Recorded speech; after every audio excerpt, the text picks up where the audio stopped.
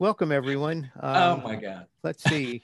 Who am I? My name is John Cornicello, and I welcome you to my series of photo conversations. We go live Mondays and Thursdays. Coming up later this month, I've got Katine, Nate Gowdy, and Lucy Dumas scheduled. The schedule is always at cornicello.com/conversations if you want to check in on that. Today, my guest is Gregory Heisler. He's a photographer, artist, author, educator, and musician, well, banjo player. Not anymore. Not anymore. Oh, wow. No, this is my new COVID thing. Oh, you got a bass there, it looks like. My inner Motown has been Wow. released Wow. from the folk constraints. Wow. So Gregory's transitioned from his life as a photographer and teacher to teacher and photographer. So he's now teaching at Syracuse University. Is that correct? That's where it is. Yeah, Syracuse University. I just have to look to make sure. So I'm sure we got some fun stories coming today from Greg. So how has this transition been from photographer to teacher? It's been fantastic. To be honest, if someone had said 30 years ago, "Hey, how'd you like to move to Syracuse and teach?" it wouldn't have been tops on my list. It wouldn't have even been on my radar as a kind of thing to consider. And I feel really lucky. It's fantastic. The only thing I have to say is it's way harder than when I was a photographer. I got for a bunch of one of us, I literally put in an all-nighter this past night, literally haven't slept, because I had to write this thing. It's like a tenure thing, but not for tenure. It's not for me, but kind of evaluation of a fellow professorial type person. And it's like, wow, I do that. And plus, when you're on your own, you're just responsible for yourself in a way. Now I feel responsible for all these students. Like, oh my God. You want them to all do well and to have them have great lives in photography. And it's, we all know it's not easy, right? It's not. Sometimes you feel like you're staring at a room watching people walk slowly backwards off a cliff and you're not saying anything. Are you taking any assignments? Very few, honestly, very few. And that I kind of was expecting that when and you have to be ready for that. I think when I actually interviewed for the, am I yelling, by the way? My wife says I yell. Oh, okay. You're doing fine. When I took the position or interviewed for the position, I should say, the dean, the position I have is called a professor of practice. It's a non-tenure track position. And, but it's not an adjunct. You get like 5-year contracts kind of thing. And the whole notion of it is that you're somebody who's coming in, bringing the experience and the connections or whatever the profession into the classroom. That's kind of the deal. It's not an academic sort of thing. And since I never graduated from college, that's a lucky thing. That's good. I had 3 freshman years in a row. Never kind of, then I decided. Were they at different schools? I know you ended up at RIT. They were, yeah. RIT was my final freshman year. Yep, it was indeed. But she said, of course, when you're here, we'll want you to, continue to do the assignment work you've been doing. And I said, well, that's really up to you. And she said, well, what do you mean? I said, well, if I get a call from Time on Sunday to shoot in DC on Monday, is that okay? So, well, it might be difficult, but if we had 2 weeks notice, we could get someone to cover your class. And I said, well, there's 2 problems with that. One is I don't want anybody to cover my class. That's why I want to teach here. And number 2 is it just doesn't work that way. There may be other professions where that works. It completely doesn't work that way. I can't tell the folks at Sports Illustrated, look, let's just do the Olympics. I have a lot of notice, or maybe if you have something really great on a weekend with 2 weeks notice, it'd be great. Or an ad campaign one big juicy ad campaign would be fantastic, but it would really need to be in the summer and preferably kind of starting after June 30th, but hopefully finish before August. Like I said, it just doesn't work. And I said, honestly, like when you say no the first time and no the second time and no the third time, you're off people's speed dial. They say, well, that's great. Heisler's teaching now. It's, best of luck to you. It's a different thing. So I didn't want to come here with the illusion that I would still be maintaining the kind of career I was doing. My thought was, I sort of had all the fun I could stand doing that. And I just felt like I was ready for a big change. I did. I felt like in a sense, my professional contribution to the universe outside of teaching would actually be to start working on my own projects, because I was feeling like if I got hit by a bus, I wouldn't feel bad that I didn't do another magazine assignment or advertising assignment. I feel like, well, I've had a lot of these ideas for a long time and I know I'm never going to get around to them. Because the truth is, I'm a sucker for assignment work.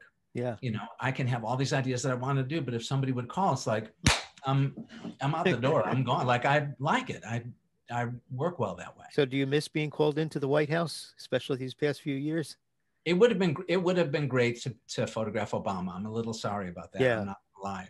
And I've already photographed Trump a bunch of times. Sure. Before he was president. So I feel like I've had that experience well and truly.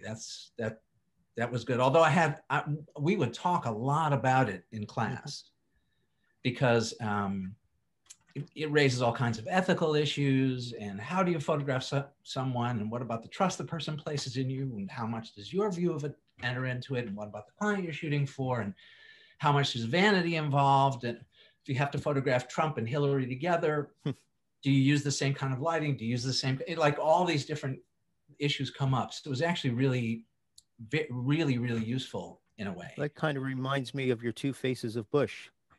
Yeah. Yeah. No, I mean, that's kind of is usually what kind of kicks that discussion off. I guess, what was it like to show up at the White House and say, be turned away? Right. Yeah. Well, surprising was what it was. I really was astonished when after that got published. I had to photograph him. I think it was 3 or 4 months later. I think it was for the LA Times or something. And yeah, showed up at the gate with 30 cases and 4 assistants and all kinds of stuff. And the guard at the gate checked my ID and he said, "I'm sorry, sir, your clearance has been declined." And I was like, "I pay my taxes. I am okay." And I said, "Would you mind just checking?" And he did. And he said, "Somebody's definitely pulled your clearance, sir. I'm sorry, I can't let you through." And it's like, I really had it's the first time I've actually never didn't come back with a picture. Like, I've never not come back with a picture. And I was actually working with a writer on that, which usually I hadn't. Most of my editorial assignments, the story was written before. It's never done simultaneously with the writer as a team, very rarely. But in this particular case, we were doing it at the same time. And I sort of shrugged my shoulders, said, "If you can find out anything, just let me know." And I, went back to the airport and back to New York. And he called me that afternoon. If you remember, Marlon Fitzwater was Bush's press secretary. This is the elder Bush, George H.W. And he said, "Yeah, Fitzwater said the president was really steamed about that cover." He said, "You're not getting back in here." And I honestly was flabbergasted. I really was. Did anybody shoot it? Pardon? Did anybody shoot the image? Shoot the image. Well, shoot the one that you were going to shoot for the LA Times. I think what they ended up doing, I think what the LA Times ended up doing, I'm trying to remember, I think they actually bought an outtake from the time shoot that was never published. It was sort of like, I had 3 cameras set up side by side. 2 of them were for the double exposure thing. And the 3rd camera was an old 4x5 Graph-like Super D that just I shot black and white with, and they ran the black and white picture. Nice. That was like a separate thing. Yeah. So going back to the COVID thing, how has that changed the education landscape for you? Well, it's been challenging, to be sure. And I think it's going to forever change the education landscape. And I think it's not necessarily a bad thing. I think that I feel fortunate because, my students don't need an electron microscope or an atom smasher or something. So we can still move ahead, which is good. But a lot of the stuff I do teach in my classes has to do with lighting, and there's demos and things like that. So one thing that I think is really good, has been really good, is that a lot of students speak up more in this format than they might in class. I think they feel safe at home or safe wherever they are. And they're not in public with these other people looking at them. Yeah. And I've noticed students are much more forthcoming, and that's been a great change. And so that's been one thing that's been fantastic, I think. Another thing that's been good has been that it's forced me to be resourceful. I mean, like this is a spare bedroom in my house that I decided I would make my office. I never had an office. So I made it into an office. And I wanted it to be interesting for the students to look at. Actually, there used to be pictures on this wall, but I took them down because I was doing some curriculum planning with Post-its. Normally there's pictures there. Not my pictures. I never have my pictures up anywhere. But so it's fun for them to look at. You know, they look at like, oh, what's that? Oh, that's kind of neat. Just like that. It's almost like a little set in a way. And also, literally the first day of one of the classes that I did actually in the spring, when we first flipped to online, I just looked at the screen and I said, this is not going to work. Like, I'm looking at 20 really shitty pictures. Next week, I want to be looking at 20 really good portraits. Like, this is your opportunity to have your little scene be a self-portrait. And it should be lit okay. It should look okay. Like, put some thought into it. I got to stare at it for hours on end, you know, really. And it represents you. Just want you to think about it. And a week later, they had, you know, they had things that looked more or less like photographs could be in a way. And so it was really useful that way. And also for the picture to look okay at this scale, it's kind of like what it would be on an iPhone. You know what I mean? And people are so used to seeing itty bitty pictures now. So I don't know. It's actually been good. And and it's forced me to really sort of, in a good way, scale down the stuff I do with them. And it makes me and them be a lot more resourceful, again, in ways that I think are really good. You know, like I could go on about that for ages. I think it's okay. I think they lose out on being in whatever it is, a 3,000 square foot studio with a 25-foot ceiling, right? That they have there. But like, I was a pretty successful guy. I didn't have a 3,000 square foot studio with a 25-foot ceiling. You know what I mean? Like, they don't have the strobes, but like, I never dropped 20 grand on pro photo strobes in my career. Do you know what I mean? Like, they don't, but like most of the places I shot were like we're actually making little rooms like this look okay. Yeah. For portrait. You did rent a studio for a number of years. See, that was one of the foolish things. If I could have all that money back now, that would be That's awesome. what I was thinking. Yeah, I think I didn't understand ever that I didn't need a studio. I think it was from my assisting days. I just thought, oh, I'm a photographer, I have to have a studio. And I think really the times in all of my studios that I actually had clients in there, like actually what you would do in a studio, I could probably count on both hands, literally. And how much do you think you spent over those years? How much do you think you spent over those years? It makes me cry. I can't think about it. No, really, it's. I mean, also being here, I'm living on Syracuse, New York prices, not on New York prices. Like, I live in a beautiful. I'm not showing. I live in a beautiful house that's on a lake. Like, I have kayaks in my backyard. It's on a lake. It's 10 minutes from school. It's a really big, nice house. So I have all my gear here. I have all my archive here. I have all stuff that I usually would rent a different space for altogether. That all is here. And on top of that, it costs less than a 6th-floor walk-up in a tenement studio apartment in Little Italy, where I used to live. Literally costs less than that, you know? So it's like, wow, it's a very different thing. It's and it's kind of great. Like, I know where I'm going to be on September 25th of 2021. You know what I mean? Like, I never had that. For me, basically 2 weeks from any given date, I was unemployed for the rest of my life. So, and I was good with that. That was a common thing when I was assisting back in the 70s and 80s. We'd finish a job and the guy I was working with said, well, now I'm out of business again. Yeah. You know? Yeah. Don't know when. Joe, you had a question. Hey, hi, Greg. Hey, Joe. You kind of moved on a little bit, but with the students, I was wondering, what's the motivation for the students who are taking your courses these days? Are they like thinking professional career, fine art, or just interest in the photography? I mean, what brings a student to photography, you know, these days, I guess? That's a super great question, Joe. It really is. I think, honestly, I think it varies. I think that I'll kind of back up a teeny bit with this. Before I was teaching here at Syracuse University, the Newhouse School of Public Communications, which is fabulous, for 5 years, between when I left New York and came here, I sort of got my training wheels teaching at a school that doesn't exist anymore. It was called the Hallmark Institute. It was in Turners Falls, Massachusetts. It's kind of like a Brooks sort of place, right? Except it's the kind of place they used to crack down on, like a proprietary school that steals the students' money and promises them riches. Except the place was really good. It was really, really, the guy who ran it was kind of crooked, and I think he did some time ultimately, but you know, it was, for the students, it was great, I think. But the interesting thing there was the only admissions requirement was like if the check cleared, literally.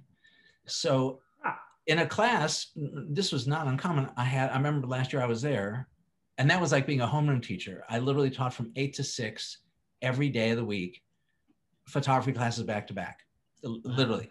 Like, it's not like being a university professor. But in the classroom, I had this one kid who happened to be Joey, and he had totally washed out of community college. Like, nothing was going to happen. And I think for his parents, it's like, Joey likes his iPhone, maybe this will stick. I think that's literally the level of what it was.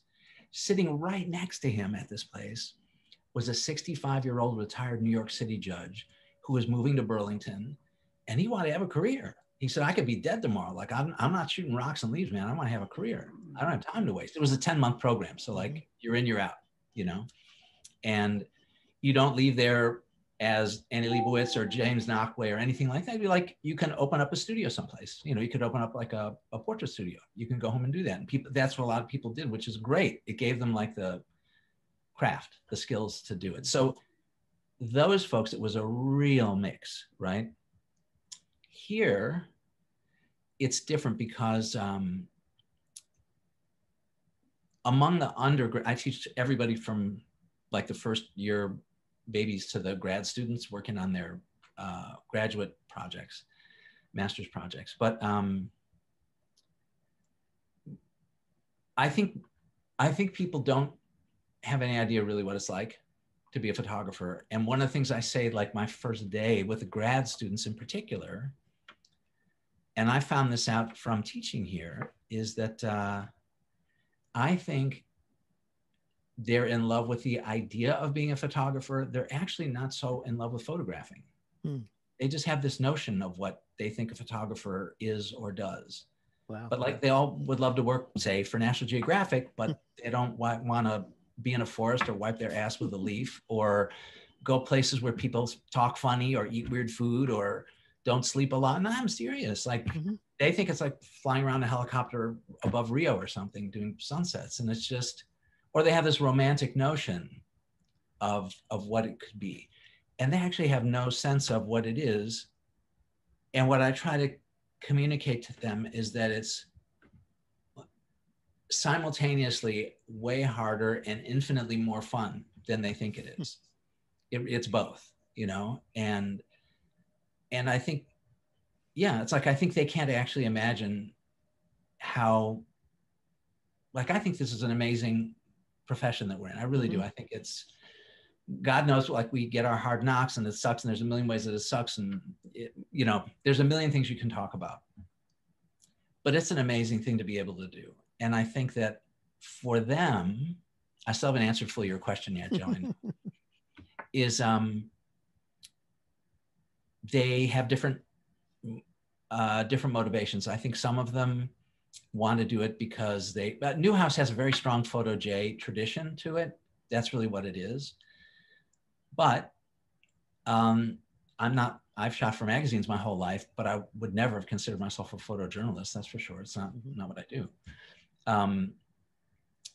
But the fact is that at school, there's sort of like you're going to make me insane. All the divisions at school make me crazy. Like, there sort of is a Photo J track and a commercial track, right? At Syracuse University, there's also an entire other college within the university called Visual and Performing Arts that has the fine art photography program, right? Many students who enroll there don't have any idea that there's a photography program at Newhouse. And some students who come to Newhouse don't know that there's a photography program there. Clearly, what you want to do is roll them in together, right? But they don't do that. It's the reason I left RIT, really, is you had to choose between illustration or commercial. I think those were the two things. Illustration was like the artsy-fartsy one, who thought, the faculty thought of the other guys as the commercial hacks. And And the other one was the commercial one. They thought of the artsy fartsy guys as the artsy fartsy guys, right? But why don't they combine them? I mean, I think there are a million reasons that have a lot to do with, honestly, with just university politics and money and all kinds of stuff like that. But I just think that now it's just different. I mean, it was different before, but it's even way more different now in that you can and might want to be, you could be a person who actually does journalistic work, documentary work, who also has their prints sold in a gallery. And if you want to do something crazy like own a house, have kids, buy a car, do commercial work from time to time, like that, and actually being able to wear those hats is cool. And all those things inform one another, right? That's a great thing. Mm-hmm. So, and more people need to be like little entrepreneurs. They need to really be, self-sufficient little bubbles where they can really I went through agile. that too. Yep. You know, back in the 70s, I went to a college in New Jersey, Ramapo College, and there David Freund taught art photography and Ed Scully taught commercial or work. Oh, that's and I was on the Ed Scully side, getting whipped all the time. He never said anything nice about anyone, and just didn't understand those artist people taking pictures of trees and gas stations and all that stuff. And I wish I paid attention more. I left RIT because I wanted to learn how to use an 8x10 camera, and I wanted to be able to photograph alienation. Like I sort of wanted all of it, and I had to pick, and I didn't want to pick. And also that whole school of like, I really don't do this. I hear from students actually, VP of the, I'm a teacher critique, you ripped me a new asshole today. It's like, I'm pretty good with one asshole. It works fine. I don't need supplementary additional assholes. Like one's good. I'm good with that. I never do that. Like my feeling is like you honestly never know what someone's next picture is going to be. Mm-hmm. You just don't. So I don't want to shut anybody down at all. Yeah, the students. And also people, it might like click for somebody 2 years out, 5 years out. You know what I mean? Like it might not click in my class, but if they're actually leaving my class thinking, well, I guess not. I don't know. I thought it was kind of cool, but maybe it's not for me. Then like I totally failed, to me. Yeah, the students used to say that Ed never patted anyone on the back because he was too tired from kicking them in the ass. Yeah, I mean, and it's a way to go, right? I mean, he was an old Navy guy. People said that about Brodovich, and they turned out okay. So I guess, that can work. So also back in the 70s and 80s, we all started assisting. Is that still a route? I mean, I was in New York at the time, so that was the expected. I don't know about outside of New York. Yeah, no, I think it is for sure. I think, I recommend it really strongly. Mm-hmm. I thought it was invaluable. I feel like if you're coming out of school and you can work with someone, you'll learn more in a week than you would at school in a year. I mean, in a way, in terms of here's what you thought it was, here's what it actually is. At the same time, though, you could assist 10 different photographers and have 10 different realities about what it is to be a photographer, really. I mean, I work with people who just like wanted to knock it out and get to their tennis game, and they did a good job and it was fine. Mm-hmm. And there are other people who basically just showed the people how to have a good time. Like it's a day out of the office. I want them to have a nice time when they're with me, and that's totally cool. And there are people who are like blood spurting from their eyes are driven, and that's their thing. And it's like, there's just a million ways. Mike, what are you thinking? Yeah. So you tell the story about how you got to work as an assistant for Arnold. That's what I was just going to ask. Okay. I will. So after my third freshman year, at RIT, I went back to Chicago. I was in Chicago, and I interviewed there for Chicago was a big tabletop town then. It's kind of really what it was. A lot of product work, and so I interviewed at the biggest employer there, which was Kraft Foods. I interviewed there to see if I could get a job as an assistant. And the guy literally sat me down, I swear, and he said, "Kid, there's 3 kinds of photography: people, product, and cheese. Here we do cheese." He literally said that. And in Chicago, it was like, well, I could do that, Kraft, or Playboy. And it's like, I'm 20 years old. What seems like a good idea? So I ended up assisting there, which was just a fluke, great coincidence, where I was like the top resume on a Monday when somebody didn't show up.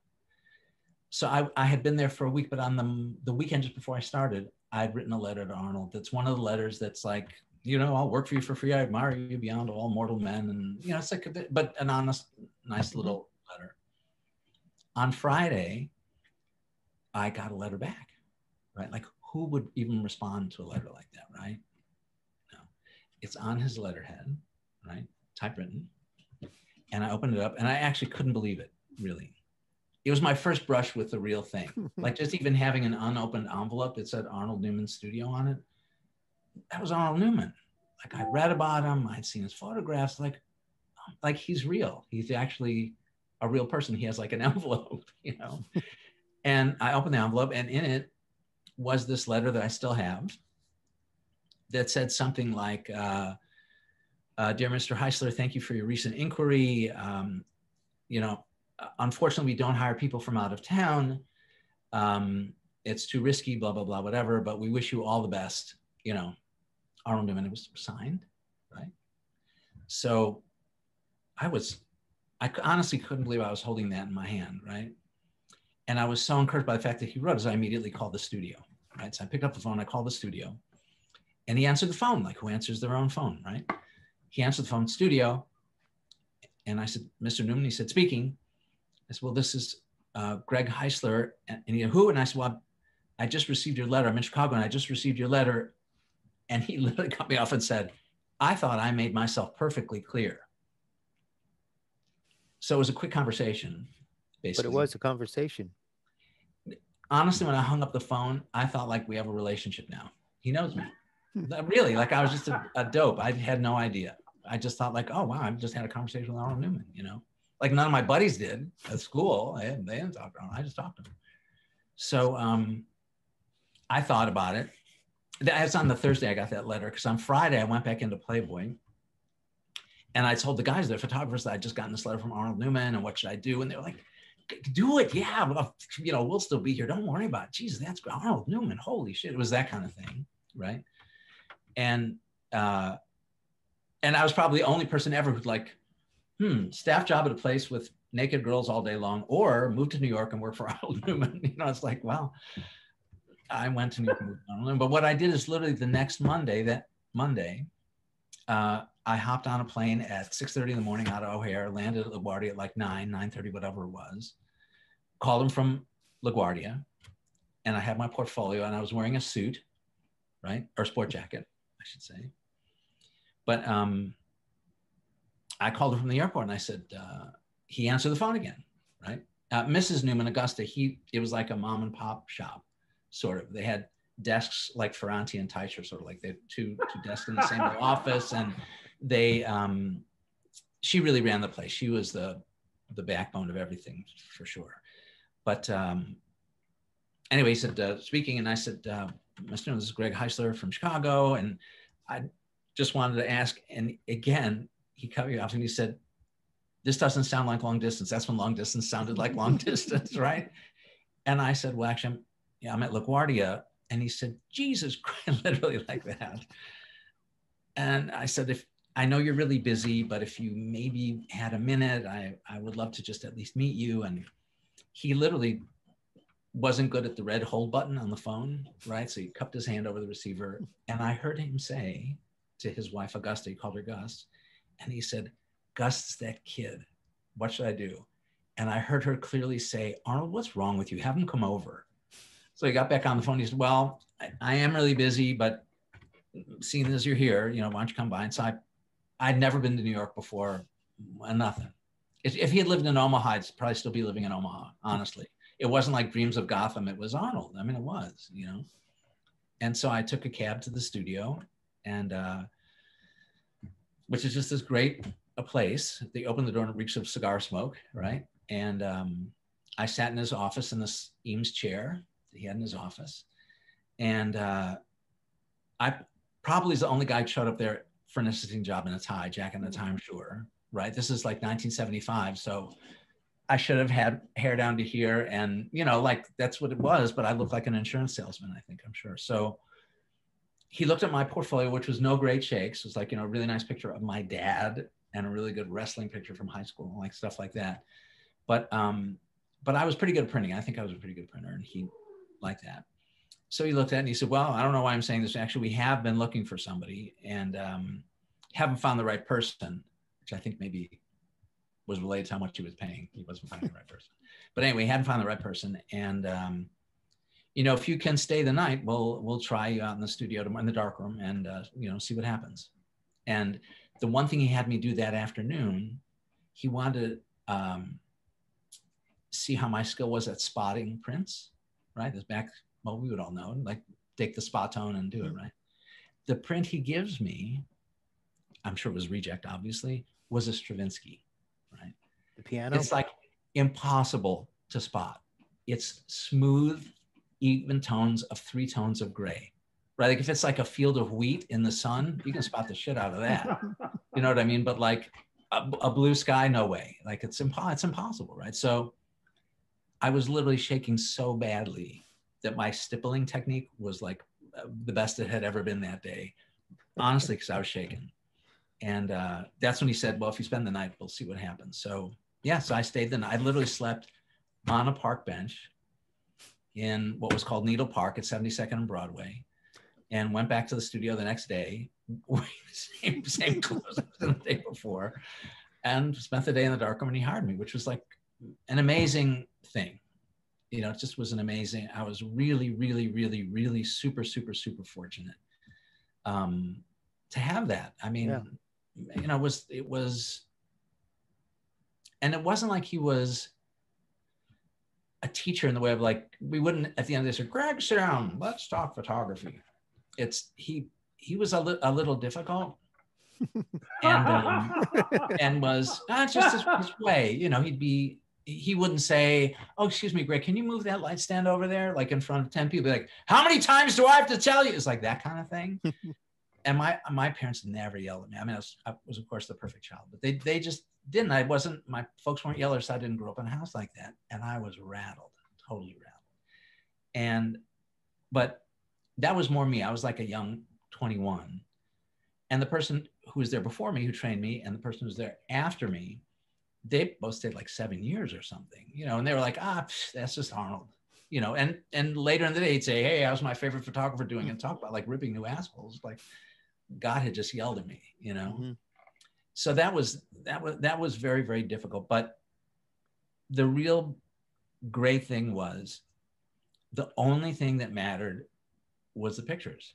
Like he wasn't about being groovy. He wasn't about, it was just about the pictures, really. Mm-hmm. That's all that mattered. It was like cigar smoke and deck tall, and that was it. And when he would leave at the end of the day, which is when it was nice, he would leave, and I'd come out of the dark room. You know, I'd have to get negatives to print and stuff, and I would just go through the files for hours and just look at the pictures, right? And to me, that was the education. I mean, it was unbelievable to be able to do that, and also the notion of actually holding a negative that's shot in 1942 and putting it in a enlarger and printing it is like an amazing privilege, right? It's mm-hmm. like it's just a connection. That's a great connection. So I was only there 10 months because literally I was getting an ulcer. I was getting an ulcer. I was. And when I told him why I had to leave, he was really mortified. He just had no idea, really. He didn't. And but it was, to say the least, a formative experience. And I think I carry a big, strong influence from Arnold in all the work I do, for sure. Like you're contaminated, like you can't shake it, you know. You sort of spend half your time not doing it and the other half your time doing it. You know, it's kind and of then that. Since then, you never photographed any pretty women after that. That was like the kiss of death, pretty much. It was. Yeah. Became the fat balding guy. Yeah, no, it's kind of what it is. I've had a few, and there's lots of stories to tell about that. My God, so many things to talk about with that. No, I mean, there just so many things to talk about. It's again, like a thing I was talking about with the class today, just last week, 2 weeks ago, just before the election, was it's a portrait and fashion class that I inherited. The person who taught it for many years retired. And I just felt like one of the a lot of what we're talking about in the class, it was more of a seminar style class. It wasn't a shooting class. Was kind of where those things intersect and where they don't, and the different kinds of considerations and all kinds of stuff like that. And kind of the just hypothetical that I gave people was, if you have to photograph Elizabeth Warren, Kamala Harris, like, you know, all these different people, and Donald Trump and this one, like, how would you go? But you're doing a thing for the New York Times. This would be a thing that could happen for the magazine. And you're going to do a gallery of these people. Like, do you shoot them all the same? What are your thoughts? What's the high? Do you close, far? Do you worry about the lighting being flattering or not? And we talked about this stuff a lot because it's what I wrestle with in my whole career. Mm-hmm. It's like, if you take a picture of a guy, it just has to be interesting. If you take a picture of a woman, she has to look good. It's a thing. That's not from me. That's from like every woman who's picture editor who I ever work with, every straight guy, gay guy, like everybody. It's just, that's the thing. Like a guy, just, you know, he can be tall, short, fat, thin, bald, tons of hair, wrinkly, nothing. As long as it's an interesting picture, it's fine.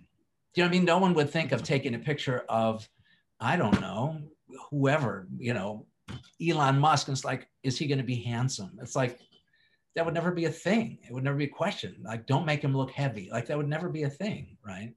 So it's tough because as a photographer, like, I love my lighting, that if I'm actually, my goal is to actually beautify somebody in that kind of way.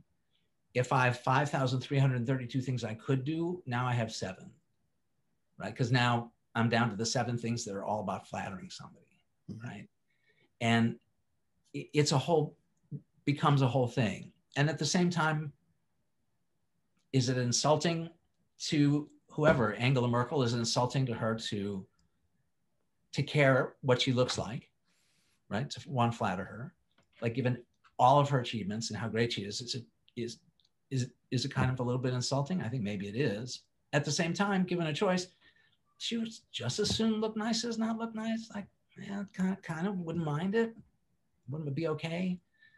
And early on, very early on in my career, I did a series of portraits for, I can't remember what the magazine was, but it was photographing these different researchers. And I photographed this one woman. I did them all on 8x10, and they were beautiful.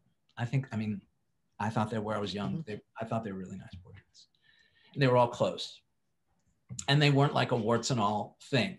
Like, Harrison & Harrison made a black dot diffusion filter that I remember using for those. That just kind of took the edge off of people. It wasn't like you were shooting through linoleum, but it was like just a... Right, because it blended the blacks into the whites instead of the whites into the blacks. Yep, exactly. So I used that. And I got an irate call from this one woman, this professor. How could you make me look like that? And it's like, I really thought it looked nice. I mean, I really did. So it's like that kind of stuff is stuff that you wrestle with your whole career.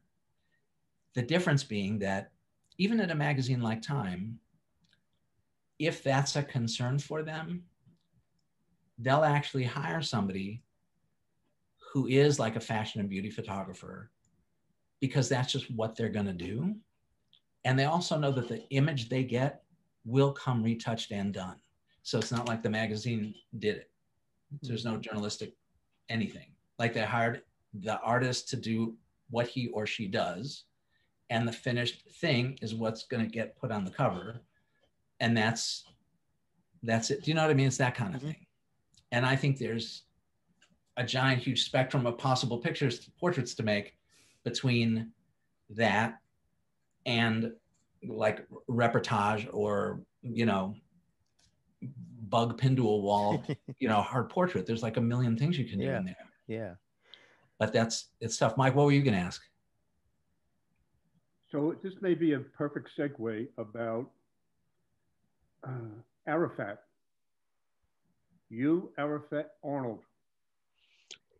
That's a quick, I'll just tell it quickly. There's actually, I could send you a link. There's actually a really cute story that David Friend, who's the editor-at-large at Vanity Fair, was at Life magazine for a long time back in the day. And he wrote a terrific piece. I don't remember where it was originally published, but I have the link someplace, I think, to it. It's a really, he tells the story really well. And it's a story that really is a great Arnold story. It's fantastic. But I mean, the only thing with that was that I was in, where was it? Don't tell me. I was in a place, a faraway place.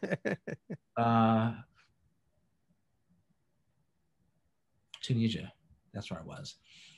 And I was photographing, it's where Arafat was in exile. It was in Tunis, is where it was. And I was there to do a portrait of him for a Time cover. And we were waiting there for like a week or something to get the okay.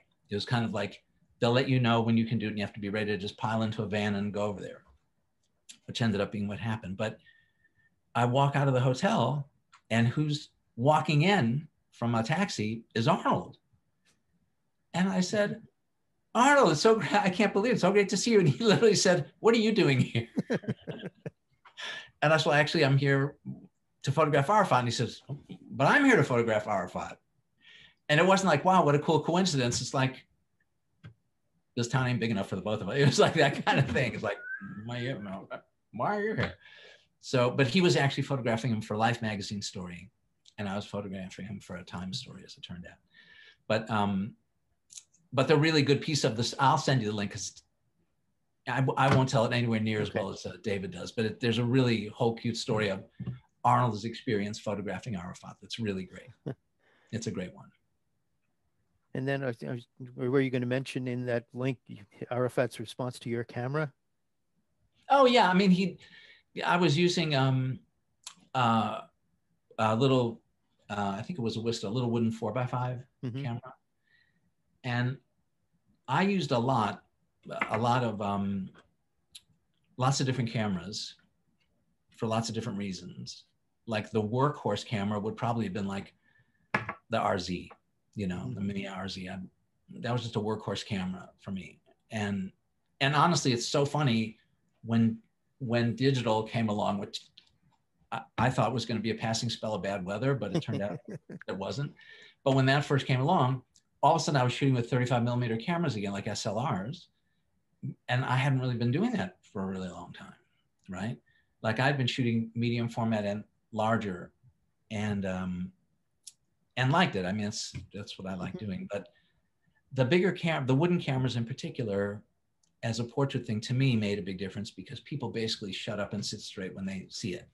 Like doesn't mean I'm a better photographer than the next person, but they think so for sure.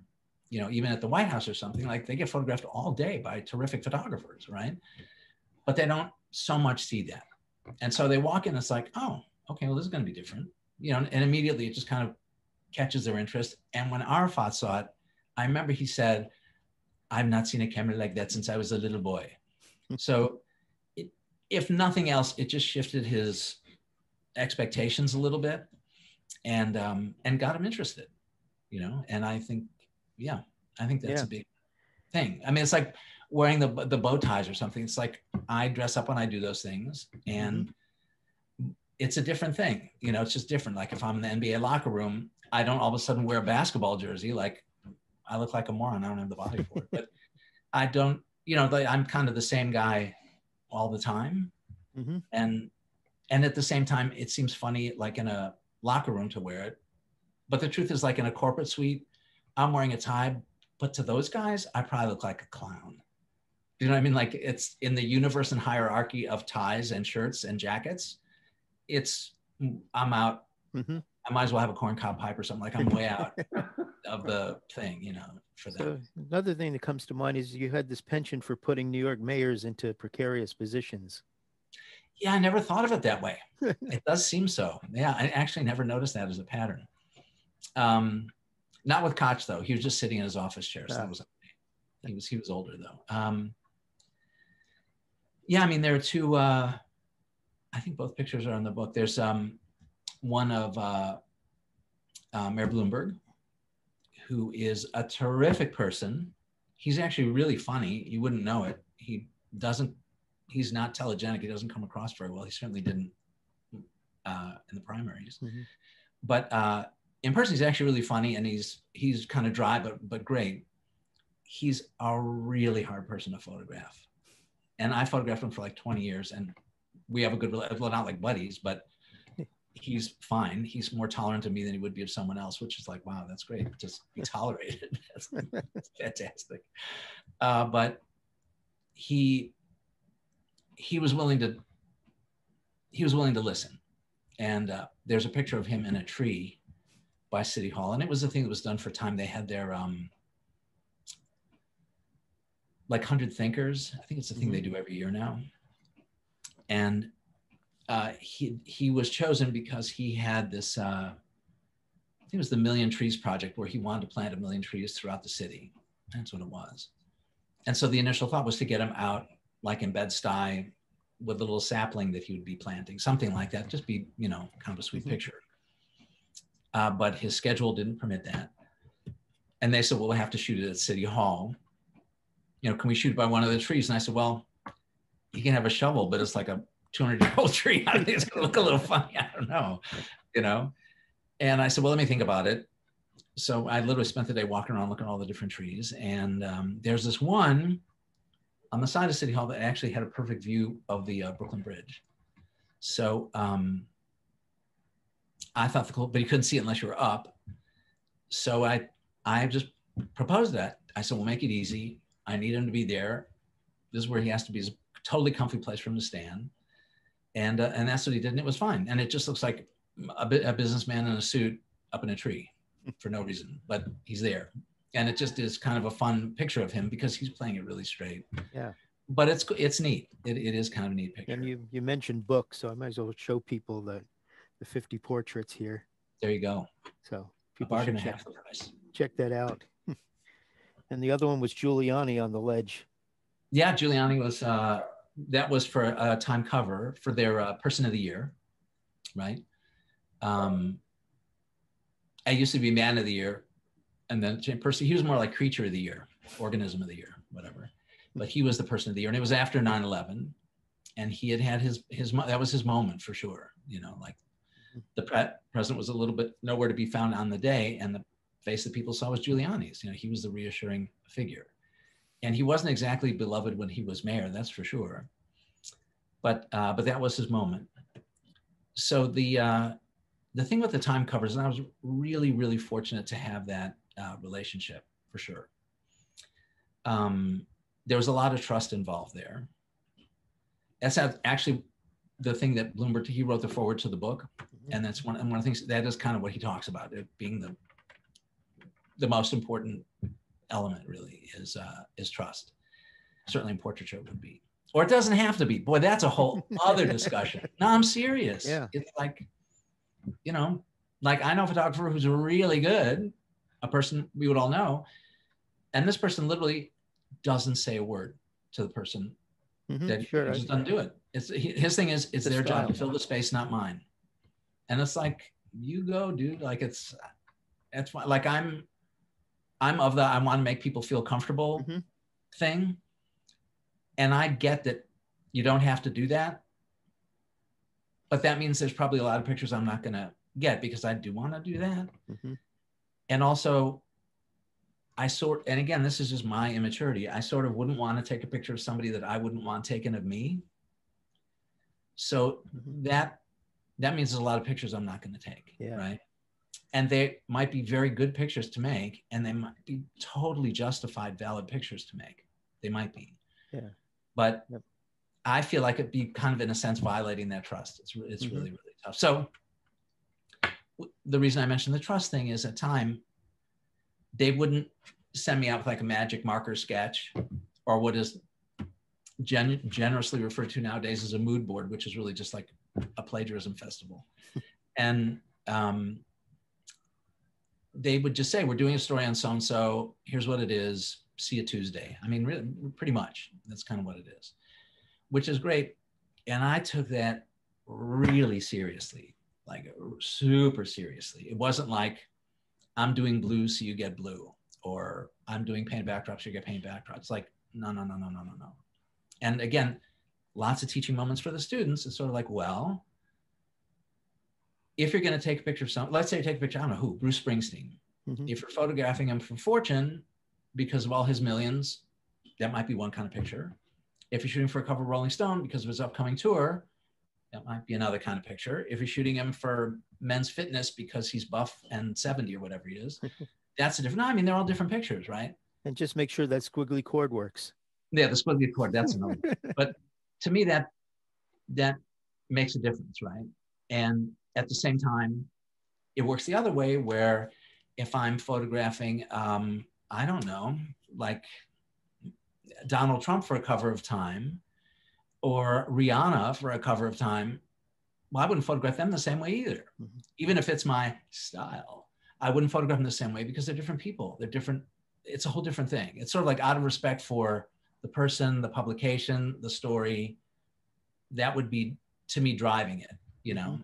And I just haven't hit on the thing that for me is always the thing, you know? And it always surprised me that magazines,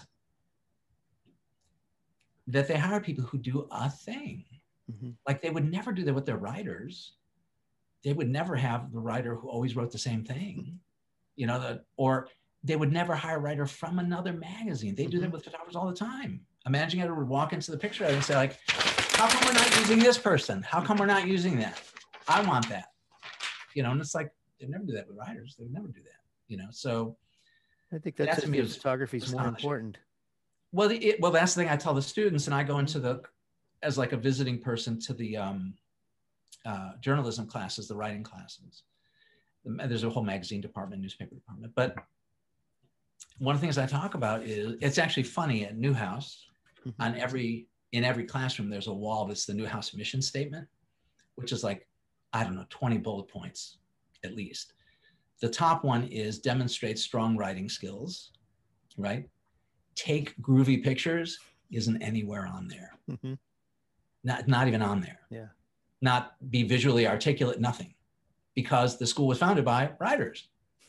You know, our industry is all about the words. That's what it is. So I go into the classroom, not with a chip on my shoulder, but with a big smile on my face.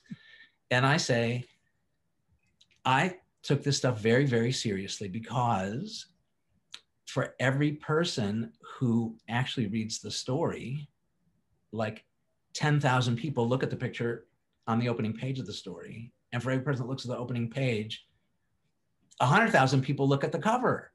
You know, I mean, that may be the only thing they take away from this. And the editors of the magazine, they're worried about like, you know, the opening graph of the story or the cover slug. It's like, nobody remembers that. Like, this is the thing that lasts, you know, and that's the thing that will get people to read the story, to buy the magazine, to be interested, you know? So I take it super, super, super seriously. I do. I feel like I have this responsibility, and in a way it's good and in a way it's bad. I feel like I was not a person who did like, I did stories for like, they weren't like photo essays really. I didn't do that. And so much of what I did, I felt I had to do almost like the one picture essay, because that's all that's going to run.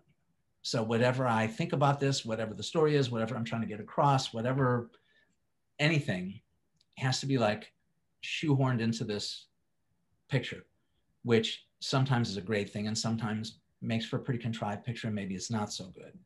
But I felt that very strongly, that like I needed to kind of use a visual shorthand to get a point across quickly, right? Cool.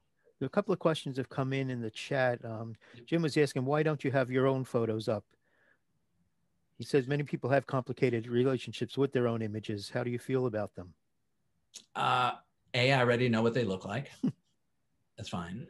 B, they're all failures, honestly. Like, I don't look through my book and sit around the fire and go like high five, dancing around the room because I'm so badass. I look at every single, I'm like every picture, and I just know what I did wrong or what I missed. Or it's like that New Yorker cartoon where the guy's on his shrink's couch and the shrink is saying, shoulda, woulda, coulda, next, you know, and I just feel like that's what it is. I can't, that's valid. I get very down. I do. I honestly do. I just I'm in flashback lane, and I want to see things that inspire me more, that are playful, that are interesting, you know. and again, it's a thing at school where there's a thing of wanting people, it's a difficult balancing act, because on the one hand, one thing that's amazing is students don't know anything about photo history at all, zero, nothing. And working photographers generally don't know much about it at all, right? And so it's something, there is no photo history class at Newhouse, and there never has been. And I push it into all my classes for sure, but give everyone the Beaumont Newhall book. Yeah, I mean, there's so many great resources now for sure. But the thing is, we had a guest speaker who, again, is a really well-known person who's been written about a lot in the last month, whose name I won't mention, but it's a young, really terrific photographer. And this photographer gave a talk, and the department chair and I, we went out to dinner with this person, and as a documentary photographer. And the department chair said, oh, you might be interested to know, actually, that the school actually has the entire archive of Margaret Bourke-White, right? And this woman actually looked like the RCA Nipper, the dog like that, and went, who's Margaret Bourke-White? Oh. Right, it's a documentary photographer, right? So it's not like some obscure thing, right? So, and photographers, I think, feel like they have been shat out onto the ground new, like there's nothing that came before somehow. Yeah. So that to me is very upsetting. I want people to know about it. The other thing is, I'm very leery to have students look at a lot of pictures because you get polluted. Like you end up shooting, not even plagiarizing, I'm not even talking about that, but you can't almost help but sort of shoot to a template. Like you go, because you've seen that, and that, you know, that's a good picture. You know, like you have these pictures in your head, like, you know, I see telephone lines, I'm thinking of Jay. I'm seeing this kind of portraits, I'm thinking of Penn. I'm thinking of another kind of thing, I'm thinking of this person. So it really can gum you up. And for me, I think for the students, I try to get them to, but it's different for every teacher for sure. And I respect people who do the other way. I think they're wrong, but I do respect them. But I think they should look at paintings, they should listen to music, they should go read, they should do something else to tenderize the steak before they put it on the grill. And I think that a lot of people, like, their requirements, like for a master's thing, like you have to show at least 6 blah, blah, blah examples of people who've done projects like the thing you're doing, or books or whatever. And you know, that we had a big discussion about it. And the person who is the professor person said, well, what would make yours different? And I said, I hate to be an asshole, but it's because I fucking shot it. That's what's going to make it different. Like, I don't know what to say to you. Like, that's what'll make it different. It will, I promise. Like, that's what's going to make it different. And I feel like my vision is going to be completely hampered by having all these other images swirling around in my head. It's going to take me a lot just to clear them out, to make room for the thing I'm hoping I'll be able to see and conceive of and execute. You know what I mean? And it's just like, again, it's not the same as, it's not like you don't want to be visually literate or grounded with a bit of photo history. I think that's great. But I do think there's that, or kind of really sort of polluting yourself with like too much work, you know? And people will also talk about how that's a concern for students. They'll say, well, you know, everything's been done. You know, what do you do to keep yourself fresh? Me? You. Me? Keep myself fresh? Yeah. I bathe regularly. No. Besides I brush bathing. my teeth, I floss. Besides bathing. No. Oh, sorry. No. Besides bathing and flossing. I don't know if I am fresh. I think for me, I'm a pretty ADD person. I'm really easily bored. Are you photographing anything now? I know you've never been a person to carry a camera all the time like Jay. No, but I have a whole shelf of what I call shelf cameras. They're cameras that I thought were like a great idea, and like, oh, I'm definitely going to do this. Seemed like a great idea, and then I use it twice and it sits on the shelf. So I just got a new one because it had been several years, I just got this little Rico. Uh-huh. Love this thing. I had one of these, a film one many years ago. And again, it's one of those things where I'm online. I looked at it and I just thought, I'm not like I'm going to be a street photographer, but I want to use it for the things that I'm currently using my phone for. Mm-hmm. And the phone is basically a 28, and this is a 28, but it's like a beautiful, sharp, great picture, and there's no delay. There's no shutter delay. You know, there's that. So I'm going to think about doing that. That's my new thing. But the thing is, like, for me, one of the reasons I wanted to be here at school was to actually get on an academic calendar where I would be able to, the thought was in the summertime, I'd be able to work on projects that I had ideas for. And then in the hibernating months, which there are many of in Syracuse, like Mussylvania here, is I would actually be in the darkroom or printing or on a computer or in whatever way I would be realizing those pictures, right? So that, and I would sort of develop a rhythm of that. That was the idea, and it hasn't happened yet, quite honestly. I feel like I got roped into teaching summer school for the first couple of years I was here, and I've taught some new courses, and I felt like I had to prepare during the summer, and I've also put off doing it because I've actually never done a personal project really, and I'm a little bit scared stiff of it. I am. No, really, it's like, that's the truth, right? You do it for a magazine, you can always blame it on, it's this or that or whatever. You know, you can always be the hero, but it's a different thing. It's not like I don't have an idea or I don't have the interest. It's really, it's performance anxiety to the max. Wow. When in fact it should just be play. It should be enjoyable, right? But I do have a bunch of ideas for that. Cool. That are the opposite of the Rico. I actually just bought like a 15-year-old 4x5 scanning back to work on with some portraits that I want to do. So interesting. Yeah. That's, we'll see where that, the most important thing I want to work on, I think, is there's a bunch of ideas I have nothing to do with portraiture, but in the portrait universe, the one thing I've never had ever photographing somebody is time, ever.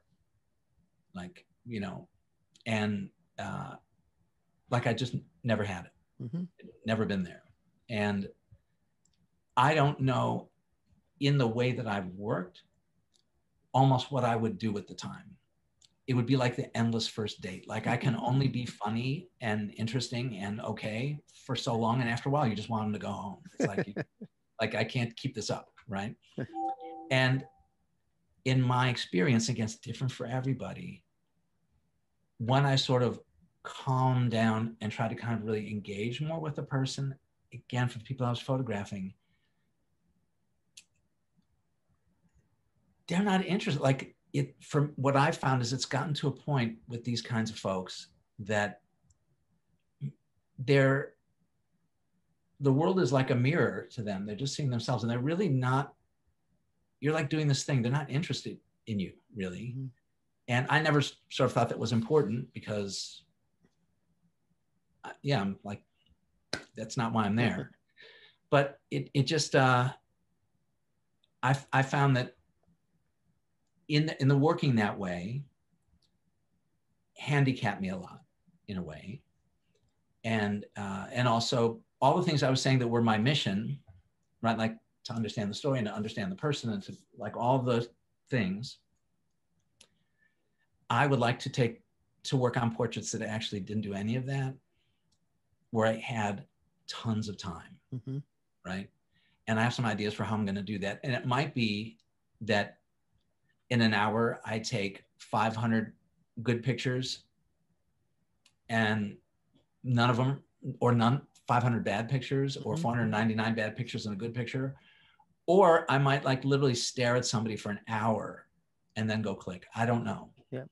But as I've always felt so, like thinking about painting, just getting into that time frame, but with a camera, where you're just like not worried about keeping the person entertained, not worried about being funny, not worried about making them look good or not look good, or work for a story or not work for a story, but just kind of honestly, just kind of like getting their humanity in a way.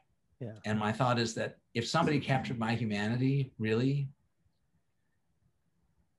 even if they, you know, showed my back hair, I would probably think it was okay. Do you know what I mean? Like, I think that if it really felt a certain kind of honest, I think I would be okay.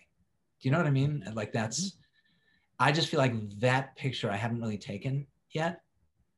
And I'm hopefully going to be around for a nice long time.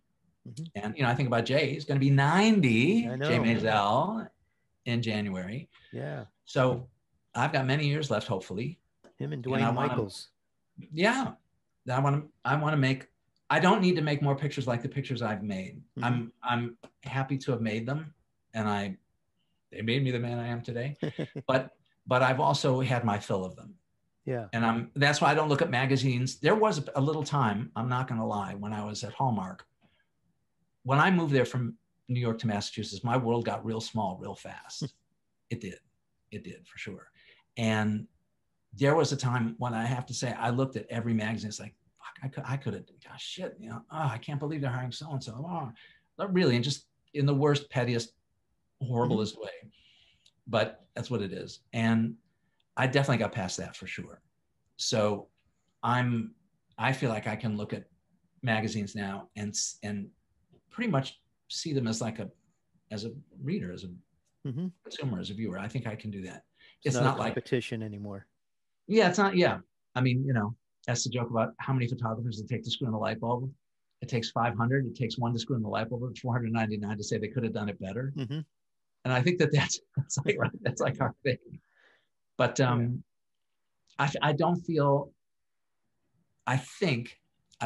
competitive now. And I was that was the other thing I want to mention.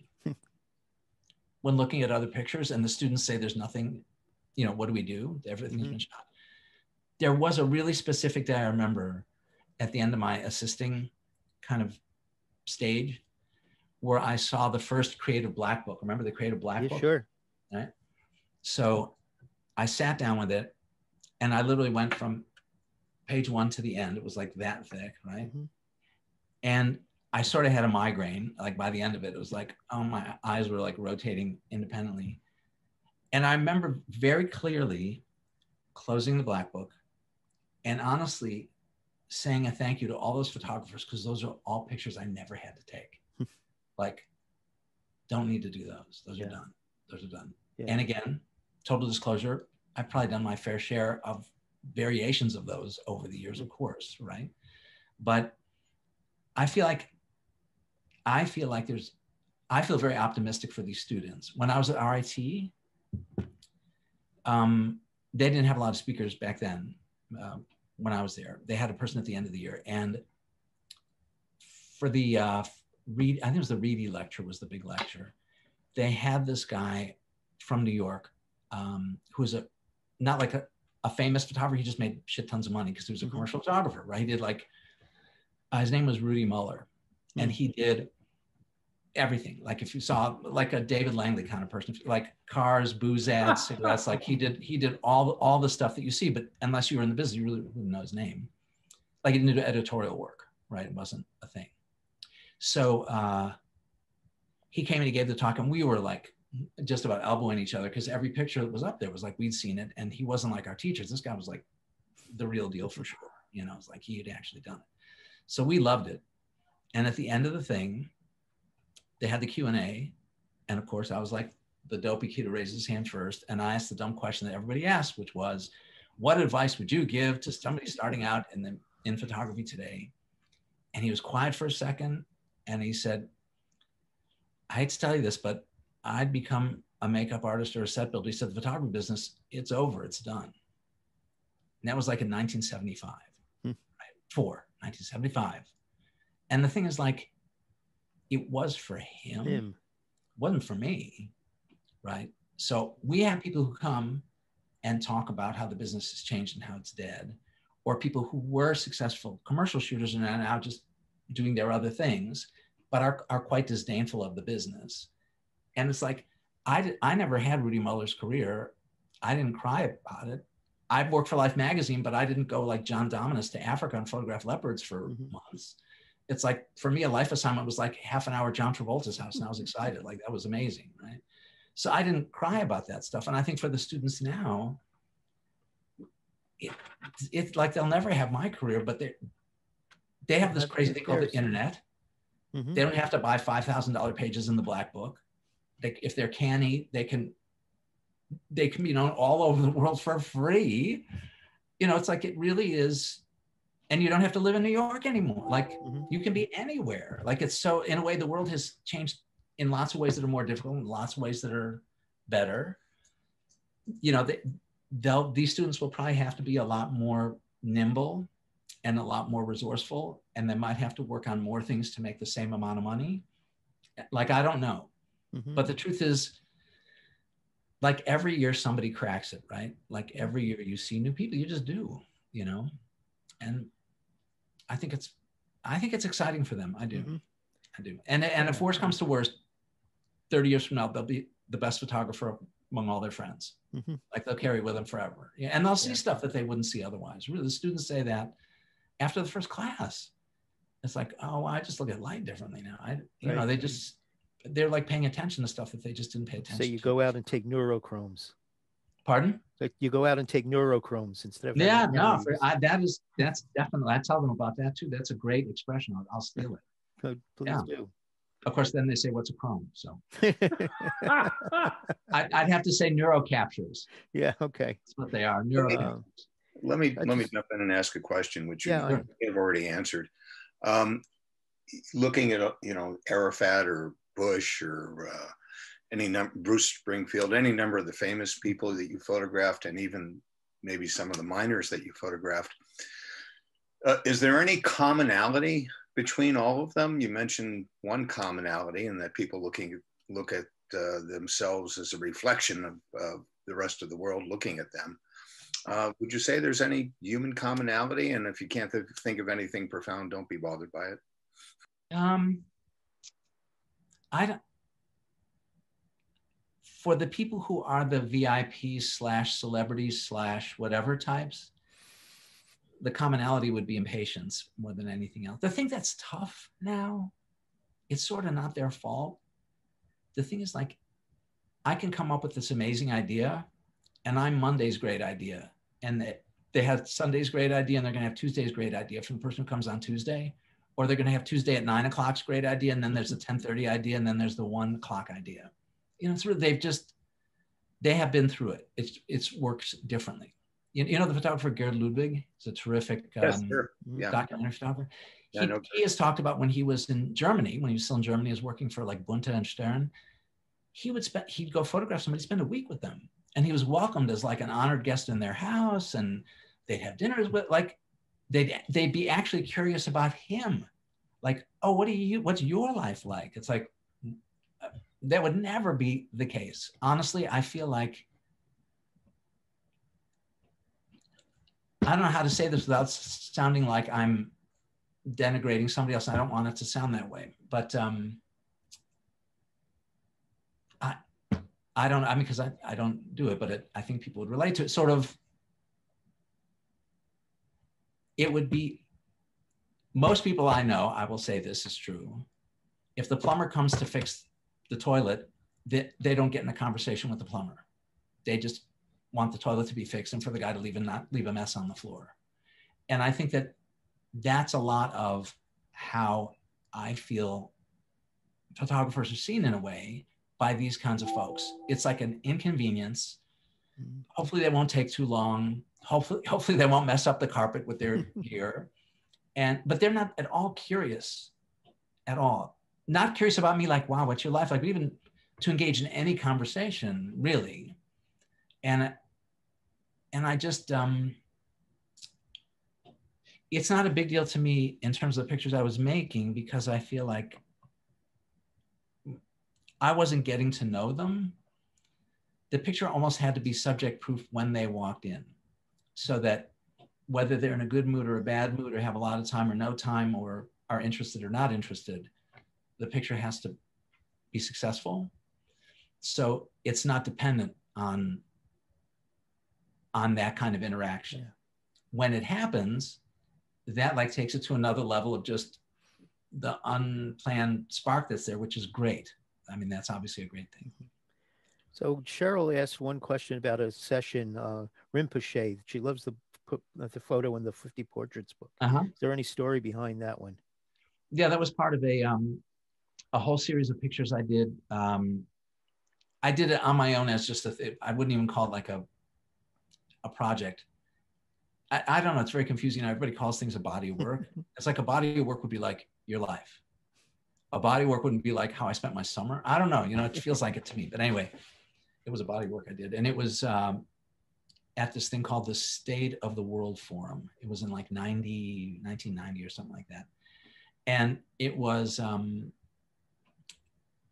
after the demise of the Soviet Union, and Ted Turner organized it. And what he did is he brought all these thinkers and leaders to San Francisco to talk about like, what now? And literally had like religious leaders, artists, business people, philosophers, scientists, all sorts of people there.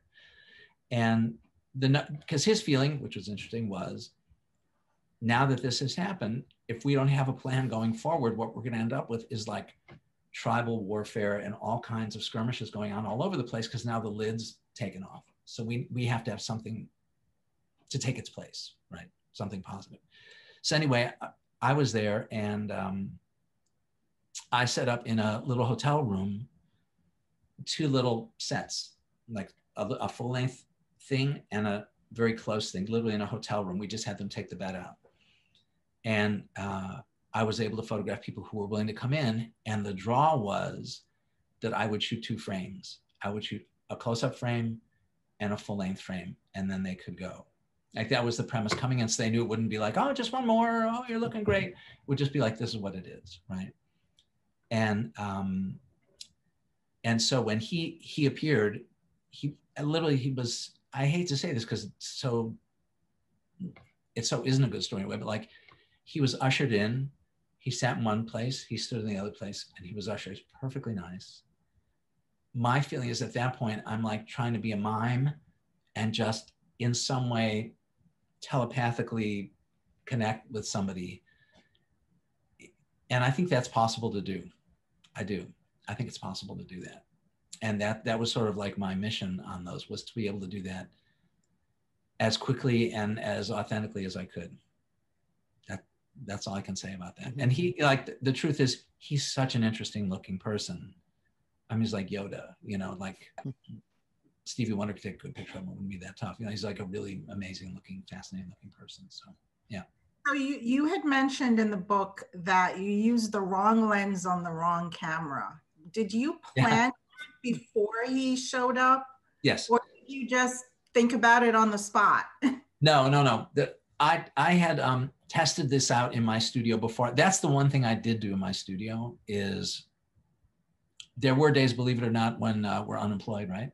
So I would spend endless hours trying stuff out, like till midnight, even on days when I wasn't working, like lighting things, lenses, film. I would try stuff. And certainly if I had an assignment and I had notice, I would probably try to do some preliminary figuring out. So I'd have kind of like a jumping off point, or in some cases, like the 2-head bush picture, the thing was completely mapped out and written down so I could replicate it someplace else. But in this case, I had the idea of these 2 kinds of pictures I wanted to make. One of them was this kind of full-length picture that looked like it had, I don't know how to say it, like almost like no lighting. It was just like, it just was there somehow. And the other picture I wanted to be very intimate. And the intimacy doesn't just mean close up. To me, it is a shallow focus thing, because shallow focus to me does a bunch of things. Again, communicating to people, I think shallow focus makes it always seem like it's available light. It just does. Like even in a studio, if you're shooting at 1.4 instead of at 16, the light just is perceived as being more natural, more available. And I think that's just because that's how we've seen pictures forever. And I think when we're babies and we're looking up at our mommies and we're myopic, like that's what we see, literally. So the thought was to do that. And I had this lens that was a, gosh, I can't remember what it is right now. It was a lens that was made to cover, I think like a little 6x7 view camera was what it was made to cover, right? So it's not covering 8 by 10. Mm-hmm. Like if you look at Emmett Gowan's work, a lot of his early work, you saw the lens circle. But anyway, the notion was racked out as far as it was, the 8 by 10, which was, I don't think it was 1-to-1, but it was pretty close. Close. At that point, the lens did cover 8 by 10, mm-hmm. right? So, and it was a 2.8 lens. Mm-hmm. So I was able to use that. I was able to have an 8 by 10 f2.8 portrait lens by doing that. And the lens is actually short for an 8 by 10, but because the focus is shallow and because of the way the light is and because of everything else, you don't really see it as being distorted, but it is. Like in the close-up picture of that guy, his shoulders look really tiny because his head's like that in a way, you know, but it all kind of falls away and you don't pay too much attention to it. But I felt like it had a feeling, an intimate kind of feeling, sort of. Yeah. Cool. So does anyone else have, Ian, did you have something? Yeah, question. Sure. You mentioned early on that your students seem to be more engaged when they're on Zoom sessions than they might otherwise be in public. 15 years ago, ASMP used to put on these business of photography workshops. I think they went a whole weekend. And back then we noticed that younger people who, when they went into these breakout sessions, would, you know, where they would be making presentations to a potential art director or whatever the case may be, had a lack of communication skills. Mm-hmm. And this is just an observation. Is that kind of carrying on now? Is that a problem? But yeah, I mean, I think it's worse. I mean, you see it just in life. Like you'll see people on a date in a restaurant, they're both looking at their phones, you know, and people literally they won't text their dinner partner, but they might be literally having the person, their partner, and a third person who's not there might be actually having a little, you know, texting festival going on. It's what people do. And I think young people today are just so used to relating to a screen, and many of them, I mean, we see it all the time now, are actually anonymous when they're relating to a screen. So they're really protected, right? But I think it's comfortable for people to be relating to the screen. Mm-hmm. And it's just, yeah, I think it's because they're not confronted with the actual people there. You know, I think I notice it, for example, even when we're critiquing pictures, which again, it's not like looking at a print, we're looking at images on the screen, but people will speak up more freely than they would if they were all sitting in the room together and like all eyes are on them. And that kind of way, it's a really, I would never have expected this. I thought it might be hard to get people to kind of like engage, and it's like, no, it's the opposite, you know? That just as an observational sentence statement, not expecting an answer, is then how do you create a business relationship with an art director or a magazine or whatever the case may be?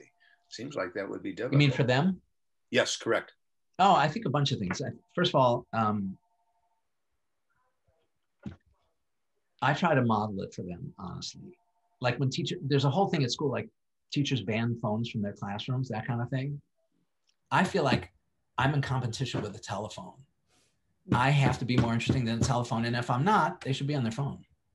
Like that's my job is to be more interesting than, I'm in the entertainment business. I have to be more interesting than the phone. I do, like I just do. So they see that communication skills are really important from that. And we have them, I have them in my classes for sure, actually do presentations and actually learn to speak about their pictures, not in a bullshitty way, but just to be more confident and comfortable. And it also is really important to me that they learn how to write. Like my older daughter is now 28. Internship she had when she was in college was actually at Aperture, right? Mm-hmm. And one of the things she was tasked with was kind of managing correspondence that came in for the director, I guess. And I remember her coming home and her saying like, you cannot believe the shit these people write in emails. Like these are famous photographers, right? Like, I can't believe, oh my God, she couldn't believe it. And I think it's not like you have to be Shakespeare, but especially nowadays for these students, apart from someone seeing their pictures on Instagram or something like that, for sure, the first contact they're going to have with somebody is in an email. And if they're not good at doing that and knowing how to do it for which purpose you write in a certain way and for a different purpose in a different way, if they're not actually good at that, they're going to be really handicapped, I think. The other side to that, though, is that oftentimes the people who are on the other side of that, who are doing the hiring, are around their age or maybe a little bit older, but they're basically in the same boat. They're, you know what I mean? It's not like they're interviewing with, you know, whoever, you know, in winter or something. They're talking to another 28-year-old on the other side of it. So whose skills I think are probably not unlike theirs. You know, to me, it's not excuse enough to not have them be articulate and forthcoming. And also it's in the syllabus of my class, like having good communication skills. People think of photography as a solitary profession, which it can be, but particularly if you're working editorially or in commercial work, you're collaborating with people all the time. Even if you're not collaborating, you're working with art directors, clients, picture editors, the people you're photographing, assistants, digital techs, set builders, every airline, you know, airline folks, when you're traveling.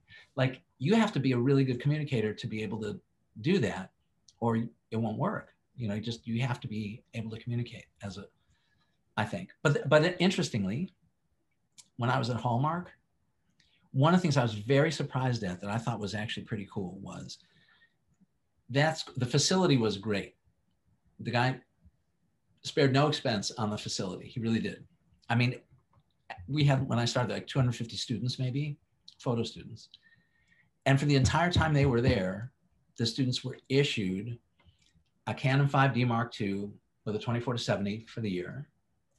They had a G5 tower, a Mac G5 tower with a calibrated ISO screen with an Epson printer. All year was like their thing, right? I mean, that's pretty great.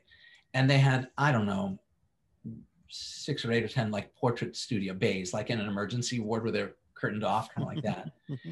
And then they had like more, like 15 or 20 little still life bays that were maybe, I don't know, 6 by 6 feet, 8 by 8 feet. They had like, you know, an infinity table and some pro photo lights and stuff like that. But what was so interesting is nobody goes to photography school saying, man, I can't wait to shoot a meatloaf. Like, people don't get into photography to do that.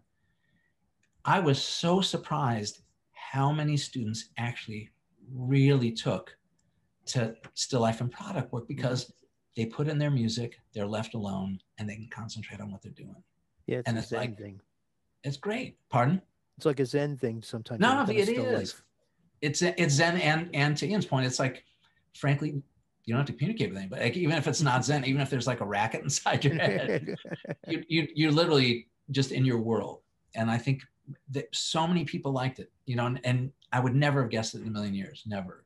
Yeah. And, you know, it's cool. And also those people did get placed, because a lot of places that would be the people who would hire now have like in-house people doing stuff rather than hiring out freelance folks to do that. So that's actually not a bad thing to be doing.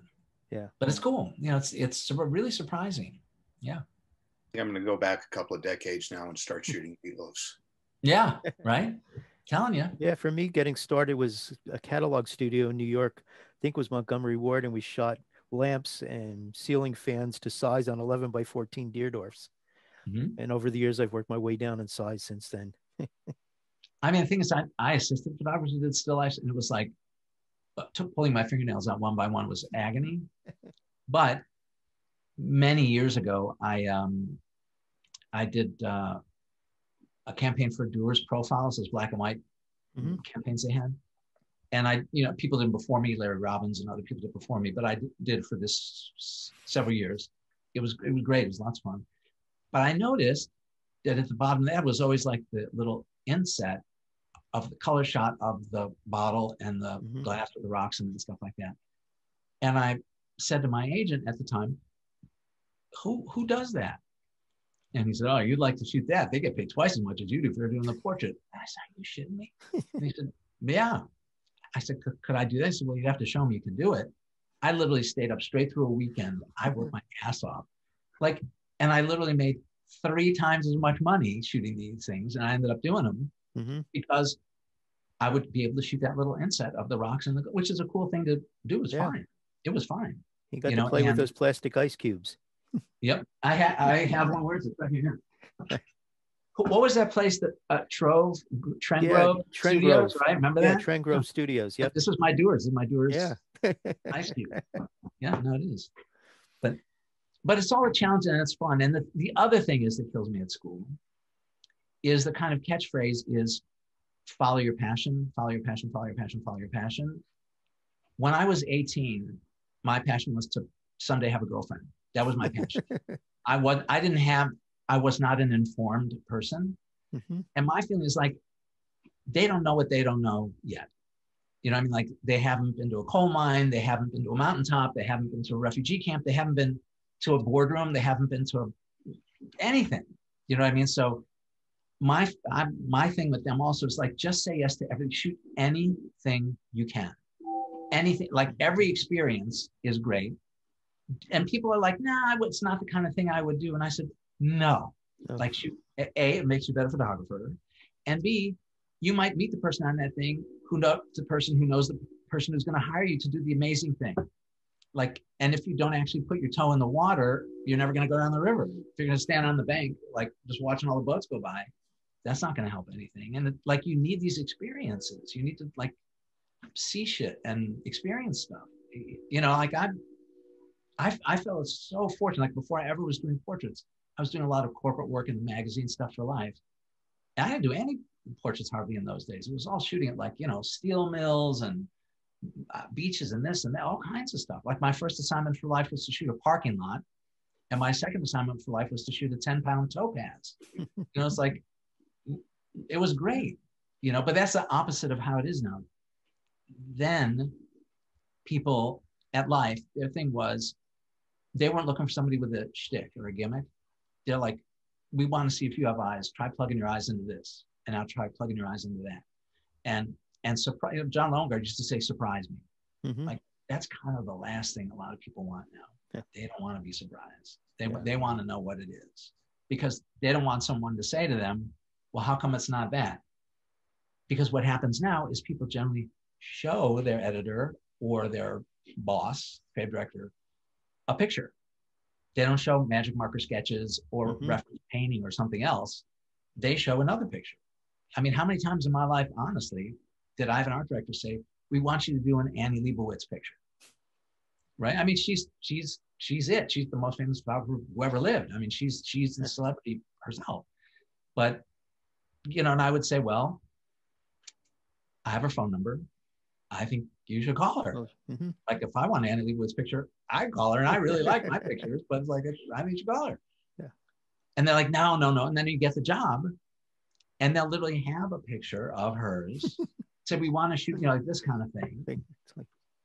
And I would say, I don't look good in stripes. I have kids. I don't want to go to prison as a plagiarist. Like, you can't do that.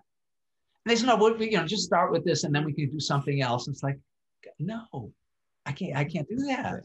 You can't do that. You know what I mean? It's really, it's a crazy thing. I heard a great thing, by the way. I can't remember who said it just recently. Somebody was defining a photographer's style that you develop over time as self-plagiarism. Well, that was an interesting concept. Interesting. That was pretty cool. Yeah. So I'd share that. Well, thank you. This has been great. I don't know if you have anything else you want to add to this, or does anyone else have any questions before we go?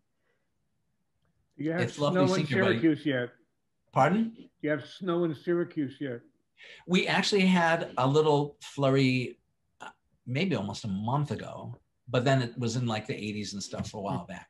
And are the students still walking around with their thongs on their feet? Sandals. On their feet? No. No, they're not doing thongs. I didn't know were sandals. I was thinking like, why would they wear those? You were thinking something higher.